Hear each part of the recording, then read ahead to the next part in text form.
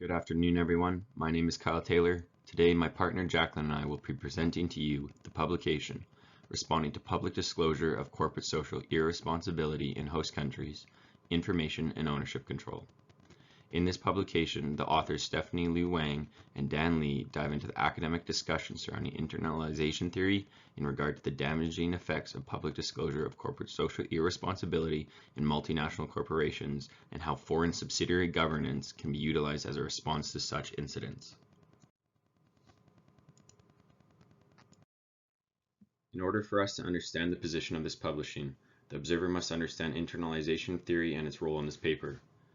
Internalization is a general principle that explains the existence of the firm as an organizational type that coordinates activities more efficiently than can its principal alternative, the market. The boundaries of the firm are set where the costs to the firm of further internalizing markets are greater than the benefits. It is important to note that the internalization should not be the only scope an international manager should look through. It is more effectively used when complemented by other theories such as trade theory or organization theory in order to gain a clearer understanding of the specific strengths and weaknesses of the organization. A second key concept that should be defined is corporate social irresponsibility. CSI refers to when a firm acts in such a way that violates social expectations that are judged by a majority of global stakeholders. In an ever-increasing social world, stakeholders are putting more pressure on multinational corporations' social and environmental accountability. Furthermore, the challenge of containing such incidents has become even more critical as an MNC's reputation is becoming less and less location-bound. In their research, the authors suggest that there is a missing area of knowledge when examining how to respond to when a reputation-based firm's specific advantages is damaged or weakened. Firm-specific advantages refer to the advantages derived from specific assets and capabilities which bring a superior competitive advantage to the market. This gap becomes critically important because a lifetime of reputation gain can come crashing down in a single incident. The authors then go on to propose two core arguments. First, they explore how CSI incidents damage multinational corporations' reputation-based, firm-specific advantages and the challenges that may arise in trying to amend the damages. Second, they introduce two separate foreign subsidiary governance mechanics that can be used in response to these challenges. In the first argument, it is critical to understand that the reputation of multinational corporations is becoming more and more non-location bound. This is to say, what happens in Vegas no longer stays in Vegas. Multinational corporations are responsible for their reputation across both geographical and cultural borders. The challenges faced by multinational corporations after a CSI incident are how they can prevent further damage to the reputation of their global presence and how to minimize their culpability in the local markets. The second argument is how different forms of governance control can be used to strategically fend off the damage done by CSI disclosure. The first strategy suggests that the greater internalization in the form of information control is needed to efficiently share information with their global stakeholders in order to prevent further damage to the reputation. The second strategy is how they could strategize greater externalization in the form of ownership control in order to get a grasp on how much responsibility should be taken when facing the negative incident. The authors validated their findings in a novel multi-source panel dataset where they took 135,000 observations at the foreign subsidiary year level. Of these observations, 3,500 represent multinational corporations' CSI disclosures through the years 2007 to 2015 in 140 different host countries. The results of their findings will be covered in greater detail later in our presentation. Finally, they add to the mix two country characteristics known as press freedom and regulatory quality, which play a different role in multinational corporations and how they should effectively respond to CSI disclosure through the utilization of different governance mechanics.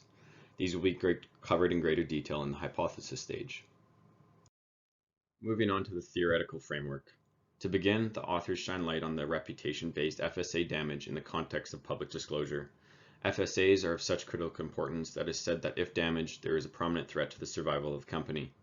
In order to develop a better understanding of reputation-based FSAs, I will put forward what previous scholars have defined reputation as. It is the aggregated assessment of firms' public approval or overall favorability relative to its rivals.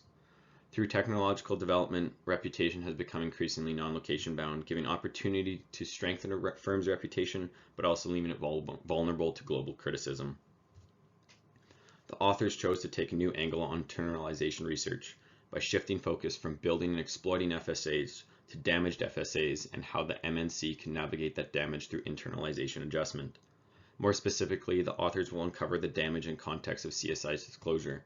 CSI disclosure can be defined as intentional or unintentional corporate violations of social or environmental expectations, as judged by a majority of impartial global stakeholders. These incidents can come in the form of environmental, political, social, governance, and cross-cutting. The authors then build on the research by suggesting that reputation damage in terms of CSI disclosure can harm an MNC in two ways. First is through the eyes of their stakeholders. Large MNCs are heavily scrutinized for their mistakes, and stakeholders tend to remember the bad over the good when comparing MNCs. This brings forth the necessity of the MNC to initiate a governance mechanism that can deal with such negative interactions and move towards repairing their reputation. Second, reputational damage to an MNC due to a CSI incident tends to linger and snowball if not properly addressed. The fault for this relies on humankind as a whole. We tend to focus on the negative events and promote social and environmental wrongdoing over positive and good doings. Again, pressuring an MNC to initiate a governance mechanism that can reduce the responsibility to this disclosure and disassociate themselves from further scrutiny. Next, they look at foreign subsidiary governance as a response to CSI disclosure through information and ownership control. Expanding on the author's introduction to the use of information control and ownership control, they then go on to emphasize that the research is building on internalization theory, and in particular the new academic development that control and governance are multidimensional. The idea of control being multidimensional came as new academic research was being put forward. First was the identification of four specific integrating or controlling modes based on people, information, formalization, and centralization. Second was a separation of subsidiary governments into two components: information control and resource commitment. Lastly, it was how equity control and direct involvement in management decisions help each other in governing foreign subsidiaries when exporting. The authors, in consideration of the multidimensional nature of control, chose to focus their study on information control and ownership control. They recognized that though these mechanisms are typically used together, they can also serve their own purpose with dealing with CSI disclosure. The authors explain information control as the means of designing a system so that the headquarters can efficiently obtain information from and communicate information to foreign subsidiaries, and ownership control as the retention of equity. The first focus begins with information control as a response to CSI disclosure. Here the authors focus on how parent firms can exercise their control through reporting relationships. As I introduced earlier, the authors argue that information control can be used in two ways to defend their reputation. First is again to keep the relationship with stakeholders healthy and intact. Second, when executed properly, increased information control allows headquarters to observe foreign subsidiaries' actions to get in front of any further incidents. Through the understanding gained in the previously mentioned research and approaches taken, the authors firmed the first hypothesis. Hypothesis 1. Ownership control as a response to CSI disclosure. When a multinational corporation is confronting public disclosure of their CSI, they need to minimize their culpability relationship with the local market. In order to do this, the authors suggest that this goal can be achieved through lower subsequent equity ownership of foreign subsidiaries. First, the paper suggests that the more an MNC discloses any CSI in the host country, the greater its internalization of disadvantages from ownership control, and in turn, the greater the subsequent adjustment and control of foreign subsidiaries. This is because stakeholders tend to look at the degree in which the firm is in question own the disclosure. So as a multinational corporation, the more perceived culpability you take, the greater internalization of disadvantages appear. In some of the more drastic cases, it may result in the MNC removing operations from that host country completely in which the incident has occurred. Second, due to human cognitive bias, negative perceptions are more impactful than neutral or positive events of equal significance, leaving a multinational corporation's prior internalization advantages from ownership control lower than they were before disclosure. MNCs should by now have an understanding that local stakeholders have developed higher expectations of the social and environmental responsibilities they are undertaking. With this understanding in mind, the authors move forward to their second hypothesis. Hypothesis 2. Public disclosure of an MNC's CSI disclosure in a host country is associated with lower subsequent ownership control of foreign subsidiaries in that country. The paper argues that there are two host country characteristics that can strengthen the connection between public disclosure of CSI incidents and can strengthen subsequent foreign subsidiary governance. The first characteristic is press freedom. Press freedom is a degree of freedom for the society to independently communicate and express opinions. The second characteristic is regulatory quality, which is the degree to which policies and regulations are effectively formulated and implemented. The former carries importance because it has to do with the extent to which MNC stakeholders react to their corresponding responses surrounding CSI and the sensitivity surrounding it. This should pressure MNCs more to respond and employ governance mechanisms when a host country's press freedom is higher. The latter is significant because it apprehends the degree in which the host country has complete and sufficient legal regulations and law enforcement, and in turn in having an impact on the need to reduce responsibility in the local market. As stated in Hypothesis 1, MNCs need to increase information control, especially in host countries with a higher degree of press freedom. This is because in host countries with higher press freedom, local stakeholders tend to have higher consideration to CSI disclosures. It is suggested that MNCs should use strategic responses such as information control, which can be more valuable by suggesting that the MNC under scrutiny has learned their lesson and is intrinsically committed to allocating managerial attention to the incident, therefore producing better behavior in the future. On the other hand, MNCs that experience CSI disclosure in host countries with less press freedom will likely face less reputation damage and leave opportunity for abuse or misinformation on behalf of the local press. Finally, when a host country has a higher degree of press freedom, the reputation damage of an MNC experiences will likely occur on a global scale. Again, this is because of the ever-increasing passage of information across global borders. Finally, through the author's research, they indicate that the higher level of press freedom in host countries increases the significance of subsequent information control after public disclosure, leading them into their next hypothesis. Hypothesis 3. The positive effect of public disclosure of an MNC CSI in a host country on its subsequent information control of foreign subsidiaries in the country is strong when the host country has higher press freedom. In the author's third hypothesis, they introduce regulatory quality. The degree of regulatory quality in a host country refers to how regulations are conceived, made, and implemented. Regulatory actions are crucial for not only economic activities, but also social and environmental activities. Building on hypothesis 2, the need to decrease ownership control as a response to public disclosure of CSI is even more critical in host countries with a high level of regulatory quality. This is due to the increased laws and legal sanctions prior to a CSI incident occurring. On the contrary, CSI incidents such as environmental damage, human rights abuse, and other unethical practices are more common in countries with lower regulatory quality. It is said that these host countries also have weaker legal penalties and opportunity for loopholing the system, and in turn leading to MNCs transferring to these host countries in order to minimize their costs and operate under fewer regulations. This tends to give rise to unethical practices that stay under the radar of stakeholders due to lack of public disclosure. Second, when a host country has a higher level of regulatory quality, an MNC should expect greater regulatory transparency and more stringent law enforcement.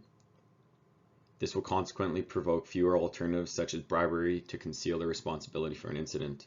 Furthermore, the higher the level of regulatory quality, the stronger the penalties and enforcement of such incidents. This creates a greater urgency for MNCs to distance themselves from the responsibility of foreign subsidiaries in these host countries.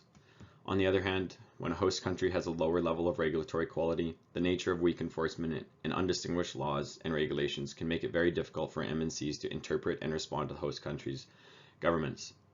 Additionally, the lack of enforcement tends to resort in unethical strategies such as bribery, and finally resulting in MNCs removing their focus from using ownership control as a response to CSI disclosure. Finally, through the development of the author's research, they propose the final hypothesis. Hypothesis 4.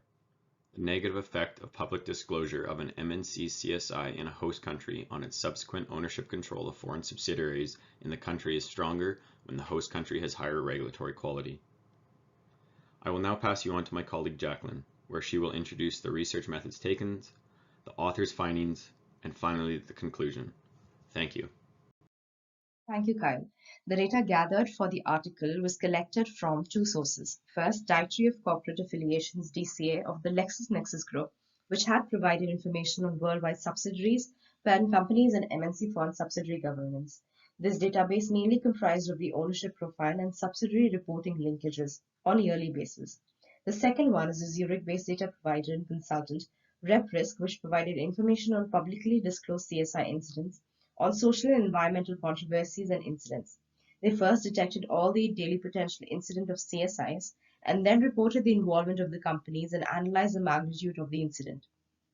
The data gathered from the two databases can be classified as dependent and independent variables. The dependent variable is the information and ownership control. The information control was measured according to the approach wherein the reporting lines between the focal and foreign subsidiary and ultimate parent company were measured. So the degree of the information control was acquired by the formula of subtracting the reporting lines from 10. Higher the value indicates higher value of degree of information control.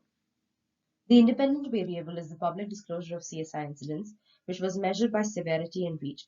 Severity measures the degree of harshness of criticism, which is based on three factors. First, the consequences of incidents, second, the horizontal extent of the incident, and third, the cause of the incident. Reach measures the medium circulation and geographic range, which is based on international stature of the outlet. So for this study, the severity and the reach levels were set as 3, 2, 1, which is high, medium, low, respectively. Moving on to moderators, we have two moderators. First one, press freedom, which combines the qualitative analysis of expert response with quantitative data on violence, and these are assessed by questions like pluralism, media independence, framework, etc. For this paper, raw scores were subtracted from the largest value, so that larger value indicates greater press freedom in host country. Second one is the measure of regulatory quality, which was developed to capture the government's ability to design and implement sound policies and regulations. It is based on the factors as trade protection, discriminatory taxes, and more. This measure only takes on a value between minus 2.5 and 2.5. Higher values indicate a stronger regulatory quality. A number of control variables were tested.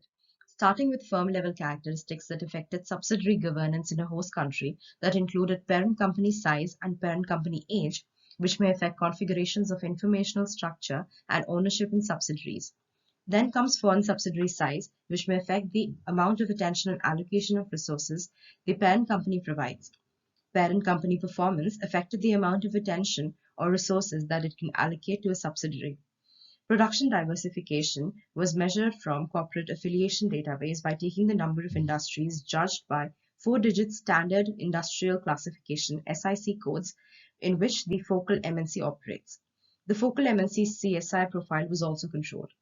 MNC CSI disclosure in other countries was measured by taking the number of CSI incidents in countries other than the focal host country because previous responses to incidents helped accumulate experience in handling similar public disclosures of CSI. Next, the relationship between foreign subsidiaries and their headquarters were controlled, and the information was obtained from DCA. Subsidiary vertical relatedness was coded as 1 when its headquarters one-digit SIC code was larger than that of the subsidiary and 0 otherwise.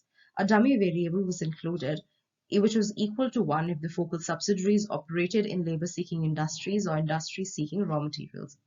Host country markets size by using its total population affected the reach of news circulation and have an impact on the MNC responses to disclosure of CSI.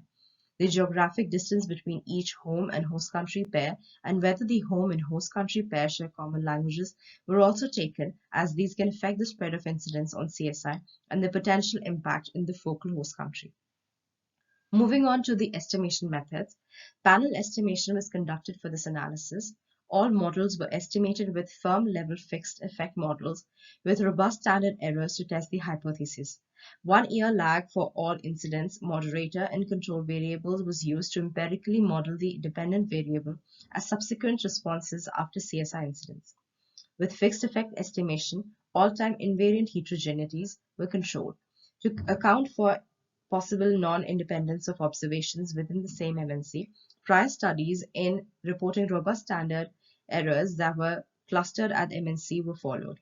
It was noticed that the association between the CSI disclosure and foreign subsidiary control may be contaminated by existence of omitted variables that contribute to both making the results of ordinary least square regressions biased. To reduce this threat, the first instrument variable was generated by calculating the average score of public disclosure by its peer firms in a given correlating year with focal firm CSI disclosure. Another instrumental variable was market concentration measured by the actual number of MNC from the same home country in a specific host country. These were tested using the Durbin-Wu-Hossmann test, which rejected the null hypothesis that CSI disclosure in host country is exogenous. With the instrument variables, the author also performed regressions using two-stage residual inclusion approach, which can address the endogeneity issue and clearly analyze and interpret the interaction effect. Moving on to the results, we'll first jump into results for descriptive statistics. Host countries with the highest disclosures of CSI included Nigeria, the US, China, and the industries with the highest public disclosure of CSIs were commercial banks, petroleum refineries, and metal mining, etc. With the sample taken, 1.2% of incidents ranked as high severity, 33.8% as medium, and 65% as low. In terms of reach, 26.7% of incidents were ranked as high, 46.9% as medium, and 26.3% as low. Table 2 represents the descriptive statistics in the correlation matrix of the model variables. Potential multicollinearity problems were examined by calculating variance inflation factors (VIFs) for the independent variable moderator and control variables specified in the linear regression model. The variable CSI disclosure in all locations had the largest VIF, with an average VIF value of 1.68, determining that the multicollinearity threats were of no concern. Next, we have the results on the hypothesis testing. Table 3 represents the regression results for information control, and Table 4 represents regression results for ownership control. The independent variable and the moderators were standardized. In both Model 1 shows the first stage results, in Model 2 to Model 4 shows the second stage results, while Model 2 in the baseline model included the moderator and all control variables. Model 3 tests the main effect, and then Model 4 tests the moderating effect. In both tables, the instrument variables have significant effect on independent variable. In both tables, residuals from the first stage has significant effect in the second stage regression, once again confirming the efforts to address the endogeneity issue. Starting with the first hypothesis, as we can see in Model 3 of Table 3, the effect of public disclosure of CSI on subsequent information control is positive and statistically significant. Our results show that if the focal MNC has one news coverage of CSI with high severity and high reach, subsequent information control will increase by 0.639. In Model 4 of Table 3, the main effect remains statistically significant. Hence, we found empirical support for hypothesis 1. This finding confirms the argument on information control as a strategic response to CSI disclosure. Hypothesis 2.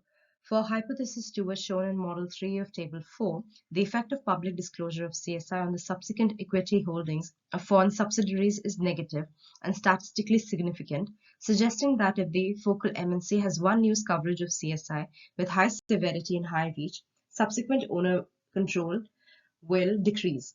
In Model 4 of Table 4, the main effect remains significant. Therefore, hypothesis 2 also received empirical support, confirming our argument on ownership control as response to CSI disclosure. Moving on to model hypothesis 3. For hypothesis 3, we can see that Model 4 of Table 3, which shows that the dependent variable is information control. The interaction term between public disclosure of CSI and host country press freedom is positive and statistically significant. To illustrate the interaction effects, we plotted the moderation effect in figure 2.a. The plot represents the predictive margins of foreign subsidiary control as illustrated.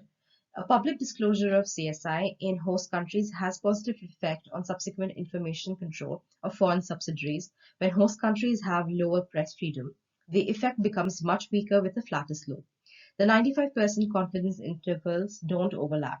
Thus, hypothesis 3 receives strong statistical support.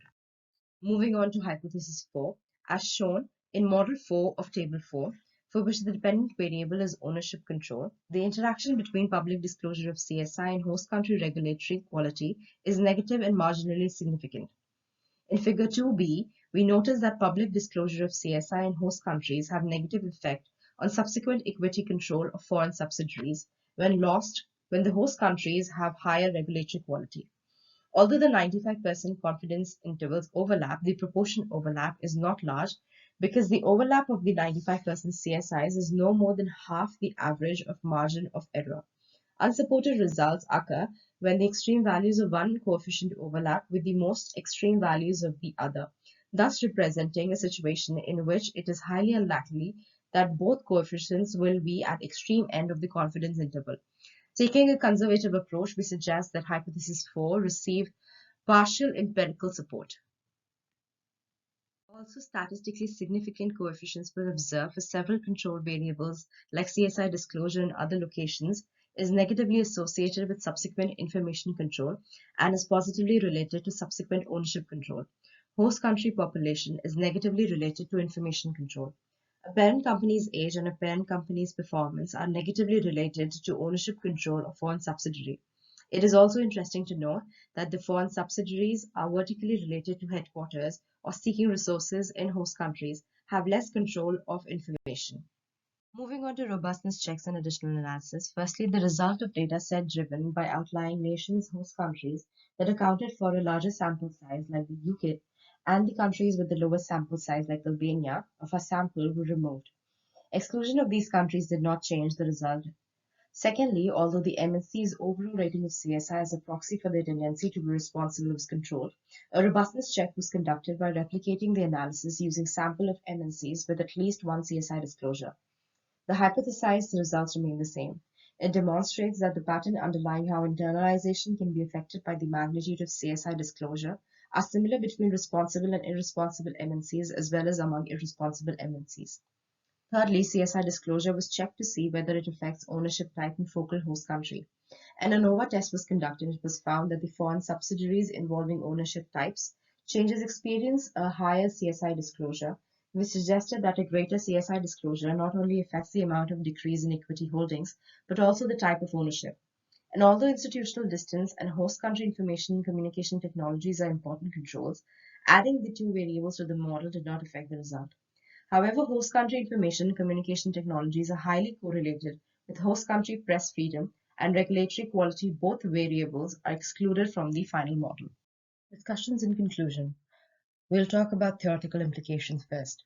The author examined how MNCs can leverage their governance of foreign subsidiaries in response to reputation-based FSA damage caused by public disclosure of CSI. The study reinforces the importance of FSAs and thus the need to repair FSAs when erosion occurs. Our findings explains how failing to meet stakeholders' social expectations can damage other FSAs.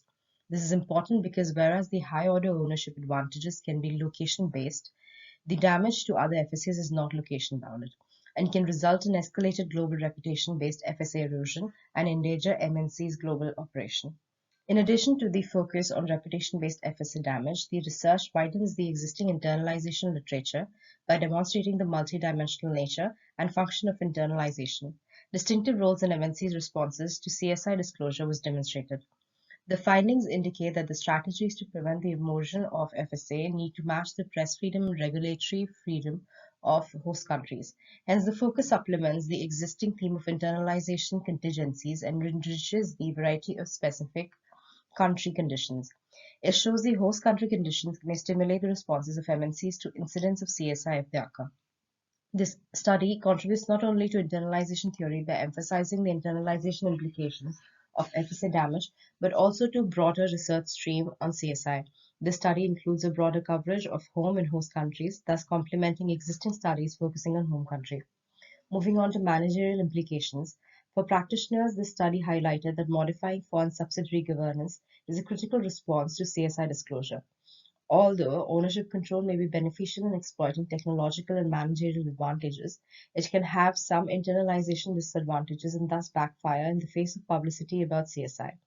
When responding to public disclosure of CSI, MNC executives can implement greater subsequent information control to understand the incidents and manage their interactions with global stakeholders. Finally, MNC executives should also allocate sufficient attention to the condition of host markets. CSI disclosure in host countries with great press freedom can cause an increase in the erosion of MNC's FSAs and is more likely to demand information-related responses from the foreign governance perspective. CSI disclosure in host country with greater regulatory quality can cause increased association with culpability and is more likely to demand ownership-related responses. Moving on to limitations and future resources. So the first one is a theorization and empirical test focused on two types of foreign subsidiary governance, ownership control and information control. Because of data constraints, the study only tackled two types of these aspects. Future research can further advance the notion of internalization diversity by identifying various dimensions of internalization and their unique impacts on MNC management.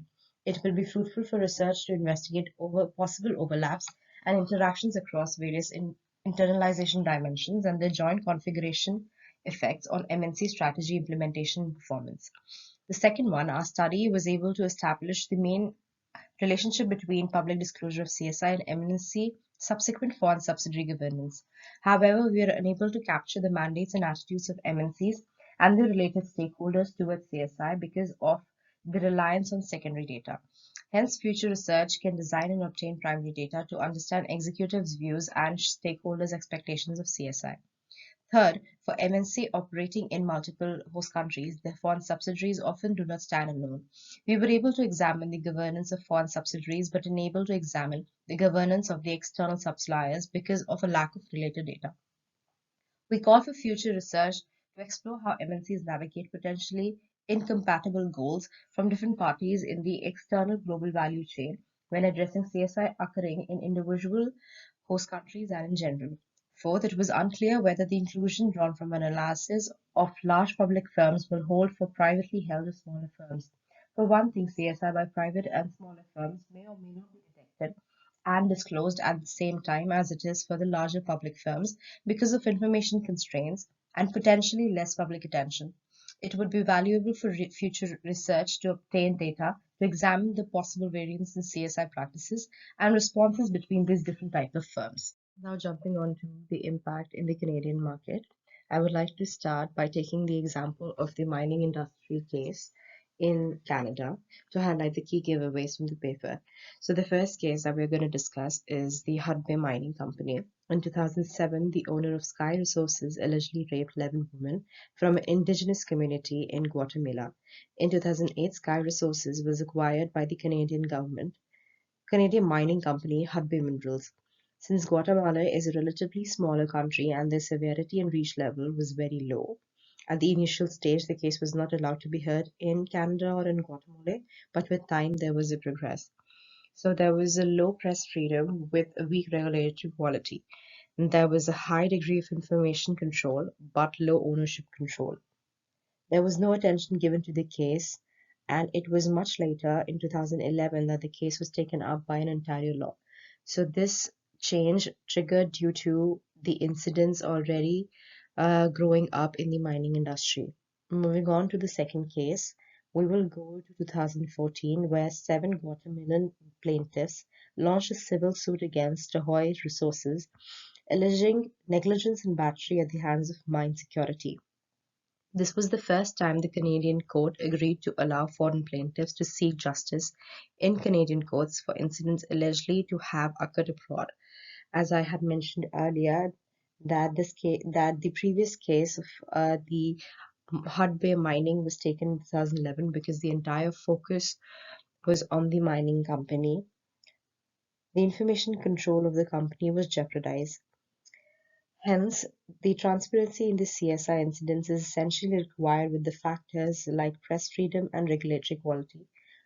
Now that nothing can be brushed on the table. As for the information controls, it is important to keep in check the interaction with the global stakeholders, and even though the ownership control may be beneficial in exploiting technological and managerial advantages, it can have some internalization disadvantages and thus backfire in the place. That's all for today. Thank you so much.